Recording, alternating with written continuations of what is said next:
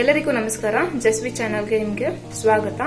ಈ ದಿನ ನಾವು ತುಂಬಾ ಕ್ವಿಕ್ ಆಗಿ ಮಾಡ್ಕೊಳ್ಳುವಂತ ರವೆ ದೋಸೆ ಹೇಗೆ ಮಾಡೋದು ಅಂತ ತಿಳ್ಕೊಳ್ಳೋಣ. ಸಿಂಪಲ್ ರವೆ ದೋಸೆ ಮಾಡೋದಕ್ಕೆ ಬೇಕಾಗಿರುವಂತ ಇಂಗ್ರೀಡಿಯೆಂಟ್ಸ್ ಗಳನ್ನ ನೋಡ್ತಾ ಇದ್ದೀವಿ. ಪಾವು ಅಂತ ಹೇಳ್ತಾರಲ್ವಾ, ಅಥವಾ ಒಂದು ಲೋಟ. ನೀವು ಮನೇಲಿ ಲೋಟ ಯೂಸ್ ಮಾಡೋದಾದ್ರೆ ಲೋಟ ತಗೊಳ್ಳಿ. ನಾನು ಒಂದು ಪಾವು ಅಷ್ಟು ಸೂಜಿ ರವೆ ತಗೊಂಡಿದ್ದೀನಿ. ಆಲ್ರೆಡಿ ಜಾರ್ಗೆ ಹಾಕೊಂಡಿದ್ದೀನಿ ಸೂಜಿ ರವೆನ. ಅದ್ರ ಜೊತೆಗೆ ಅದಕ್ಕೆ ಜೀರಿಗೆ, 1/4 ಸ್ಪೂನ್ ಅಷ್ಟು ಜೀರಿಗೆ ತಗೊಂಡಿದ್ದೀನಿ. ಮತ್ತೆ ಉಪ್ಪು, ರುಚಿಗೆ ತಕ್ಕಷ್ಟು ಉಪ್ಪು.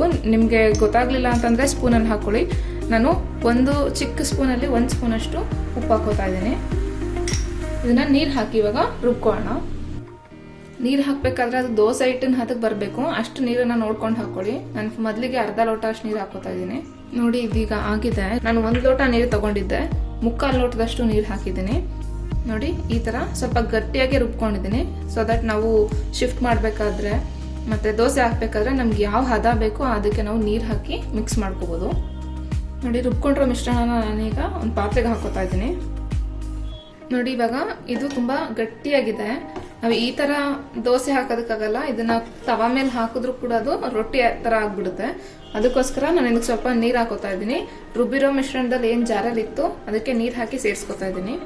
ನೋಡಿ, ಈ ಕನ್ಸಿಸ್ಟೆನ್ಸಿಗೆ ಮಾಡ್ಕೋಬೇಕು. ನಾವು ಮಾಮೂಲಿ ದೋಸೆ ಹಿಟ್ಟು ಯಾವ ಅದಕ್ಕಿರುತ್ತೋ ಅದೇ ಅದಕ್ಕೆ ನಾವು ರವೆ ಮಿಶ್ರಣನೂ ಕೂಡ ತಗೋಬೇಕು.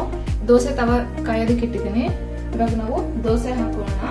ಯಾರು ಮೊದಲನೇ ಸಲ ದೋಸೆ ಟ್ರೈ ಮಾಡ್ತಿದ್ದೀರಾ ಅವ್ರು ಅಕ್ಕಿ ದೋಸೆ ಟ್ರೈ ಮಾಡೋದಕ್ಕಿಂತ ರವೆ ದೋಸೆ ಟ್ರೈ ಮಾಡೋದು ತುಂಬಾ ಉತ್ತಮ. ಸೊ ನಾನು ಇವಾಗ ದೋಸೆ ಹಾಕ್ತಾ ಇದ್ದೀನಿ.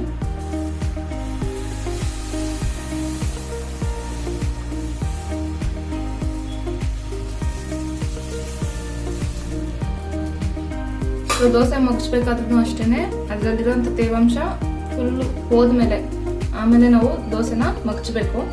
ನೋಡಿ, ಇವಾಗೆಲ್ಲ ಡ್ರೈ ಆಗಿದೆ. ನಾನು ಇವಾಗ ಮುಗಿಸ್ತಿದ್ದೀನಿ. ಎಲ್ಲೂ ಕಿತ್ತೋಗೋದಿಲ್ಲ, ತುಂಬಾ ಸುಲಭವಾಗಿ ಮಗ್ಚೋದಕ್ಕೆ ಬರುತ್ತೆ. ಸೊ ಸ್ವಲ್ಪ ಸೈಡಲ್ಲೆಲ್ಲ ಪ್ರೆಸ್ ಮಾಡಿ ಬೇಯಿಸ್ಕೊಳ್ಳಿ. ತುಂಬಾ ಎಮರ್ಜೆನ್ಸಿ ಇರ್ಬೇಕಾದ್ರೆ, ಬೇರೆ ಏನು ಮಾಡೋದಕ್ಕೆ ತರಕಾರಿ ಇಲ್ಲ ಅಂತಂದ್ರೆ ಅವಾಗೆಲ್ಲ ನಾನು ಈಸಿಯಾಗಿ ರವೆ ದೋಸೆ ಮಾಡ್ಕೋಬಹುದು. ಇದಕ್ಕೂ ಕೂಡ ಈರುಳ್ಳಿ ಮೆಣಸಿನಕಾಯಿ ಎಲ್ಲ ಹಾಕೊಂಡು ಮಾಡ್ಬೋದು. ಅದನ್ನ ನಾನು ನೆಕ್ಸ್ಟ್ ವಿಡಿಯೋದಲ್ಲಿ ಹಾಕ್ತೀನಿ.